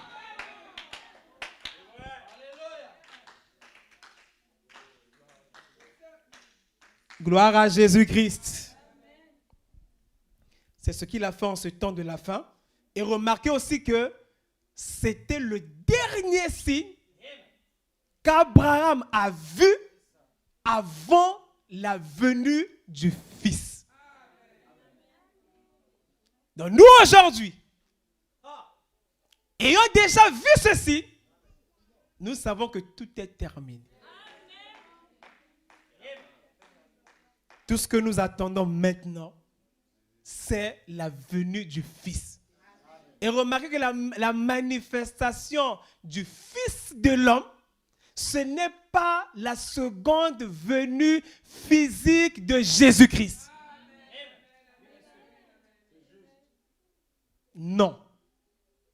C'est un signe avant la venue du Seigneur Jésus-Christ. Et quand le Seigneur Jésus-Christ revient, à ce moment-là, nous allons avec lui dans l'enlèvement. Je vous reprends rapidement la séquence des événements, comme ça vous allez vous souvenir. Le prochain, s'il vous plaît. Merci. Donc, quand l'âge de Laodicée prend fin, d'ailleurs, on l'a lu dans questions et réponses, numéro 4. Non, je pense que c'était numéro 4, oui, je pense que c'était ça. Voilà. L'âge de Laodicée prend fin à l'enlèvement. N'est-ce pas? Gloire à Dieu. Quand l'âge de Laodicée prend fin, voilà, alors nous sommes enlevés. Nous allons avec le Seigneur Jésus-Christ dans l'enlèvement. Et derrière nous sera la période de la tribulation qui va durer 3 ans et demi, qui est d'ailleurs la dernière moitié de la 70e semaine de Daniel. Parce qu'il ne reste pas une semaine, mais la moitié d'une semaine. Nous sommes ensemble? Gloire à Dieu. Donc pendant 3 ans et demi, et à ce moment-là, ça sera l'appel des 144 000 juifs, Dieu a donné le nombre, n'est-ce pas, par le ministère d'Élie et Moïse. Mais quand ça se passe là, nous sommes déjà enlevés. Là, c'est le Seigneur Jésus-Christ qui se fait maintenant connaître à ses frères, les Juifs, qui l'avaient rejeté. Remarquez que Joseph était rejeté par ses frères. Et il est parti en Égypte. Il a été même élevé au trône, n'est-ce pas? Mais quand Joseph se fait connaître à ses frères en Égypte, remarquez que sa femme n'est pas là. Sa femme est dans le palais. Donc quand Jésus se fait connaître à ses frères, son épouse, vous, voilà. Son épouse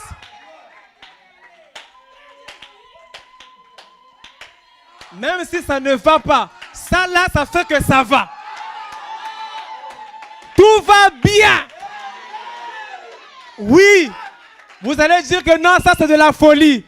Oh, mais quand Paul parlait aux Thessaloniciens, alors qu'ils étaient dans les épreuves, alors que leur bien-aimé partait, il leur dit le Seigneur lui-même, avec un cri de commandement, à la voix de l'archange, au son de la trompette, descendra du ciel. Les morts en Christ seront ressuscités premièrement.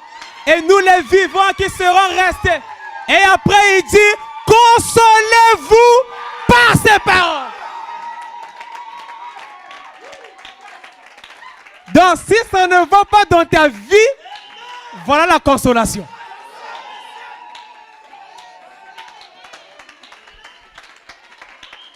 Gloire à Dieu. Nous sommes des fous de Jésus.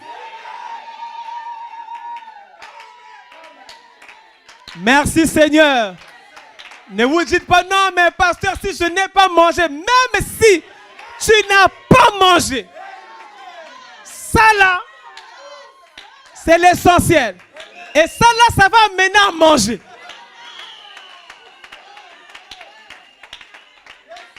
Merci Seigneur. Gloire à Dieu. Donc, on disait que Joseph se révèle à ses frères. Joseph qui est le type de Christ.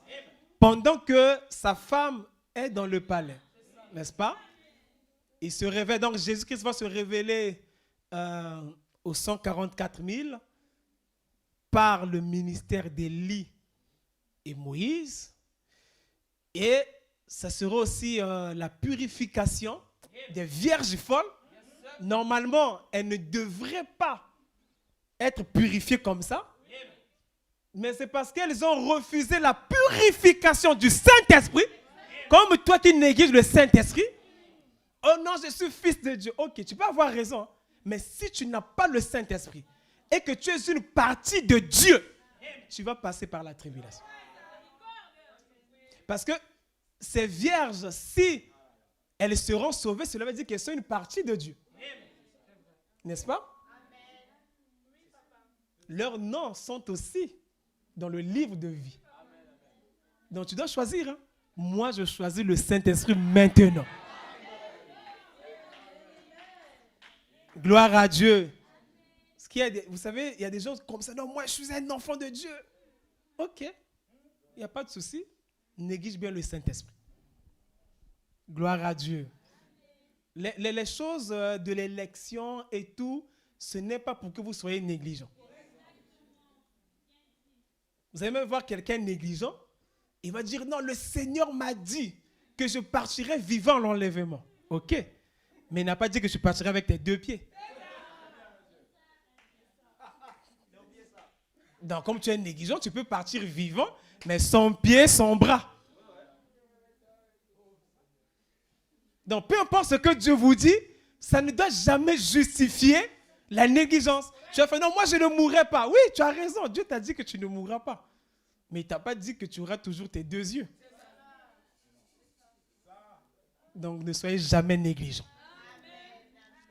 Même si Dieu t'a dit que tu ne mourras pas, tu dois être prudent.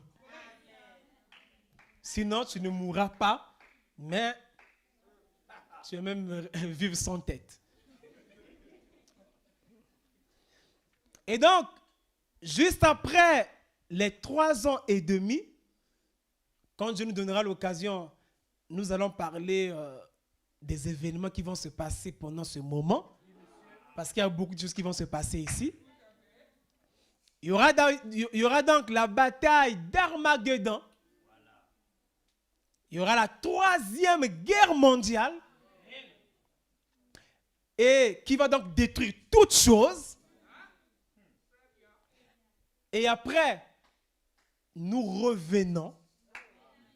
Oh, mais j'ai dit nous.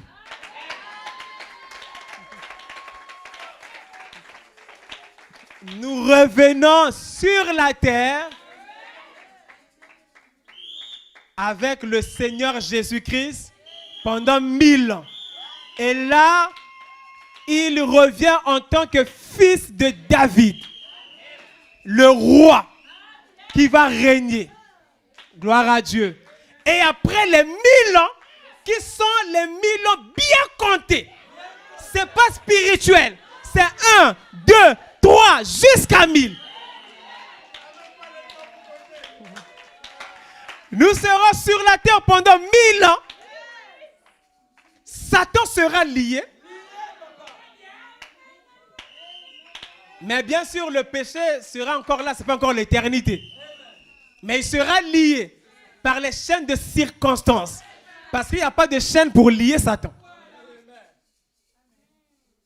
Quand on dit que Satan sera lié, cela veut dire que Satan n'aura plus un corps qu'il pourra utiliser pour accomplir son dessein.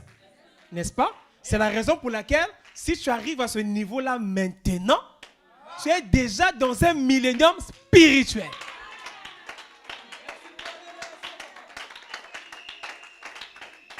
Tu es à un niveau où Satan ne peut plus rien faire.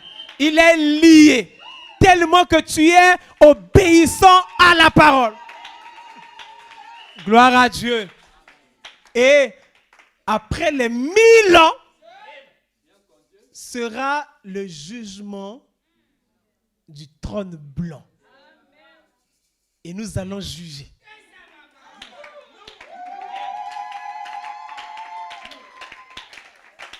Gloire à Dieu. Et après ça, il y a une chose importante ici. La bataille de Gog et Magog. Ici. Et après, nous rentrons dans les nouveaux cieux et la nouvelle terre. Et là, Jésus, le Fils, va tout remettre au Père.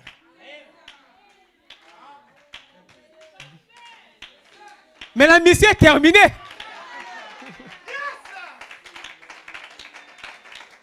Nous sommes maintenant dans l'éternité. Donc il n'y a plus de fonction de fils. Gloire à Dieu. Prions.